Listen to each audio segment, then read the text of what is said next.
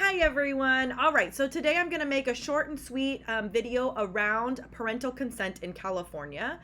This form is required for every time there is an IEP, whether it's an amendment, an annual, or a triennial, or anything in between.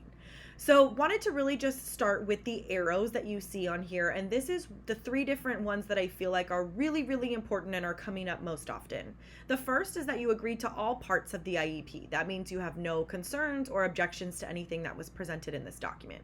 The second is that you agree with the exception of, and this can include stuff as accommodations, services, placement, the goals that are being written. If you have any concerns or you do not agree with certain components of the IEP, this is where you'll sign, and they are only allowed to implement the pieces that you agree with, and the other pieces, they need to come to some sort of resolution. So that means that we might have to have another meeting in order to come to some resolution on those pieces. And then the last one is that you understand that your child is not eligible for special education, and that is they've done an initial assessment and they do not think that he or she is eligible for special education services, and therefore are saying that you need to agree with that. That could be a whole separate topic that we could go into, but those are the most common. Again, there's also that your child is no longer eligible for special education services, and that you decline the offer for special education services. So just kind of knowing your different options and how you can consent.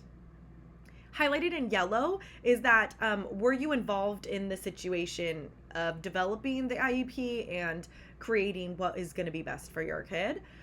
So making sure that if you really put yes, that you really felt like you were part of the involvement of that creation of the IEP, because you are an enormous part of the team.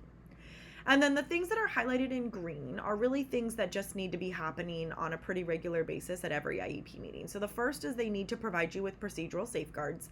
They can offer it, you can refuse, but they must offer it every single time that you guys meet for an IEP meeting. And then the next one is only really applicable if there is any sort of assessments, and that is that you gain access to an assessment report. They are obligated by law to provide you with that assessment report or a copy of it. And then the last piece is that you are given a copy of your IEP. Now that might be a draft if there are changes that need to be made, but by the end of it, when you are providing consent, if that is what you choose to do, then you should have a finalized version of that IEP. So I hope this was helpful, and I really want to make sure that you guys feel comfortable in providing consent and understanding the consent form. If you have any additional questions, please reach out. All right, I hope you guys have a beautiful day. Thanks so much.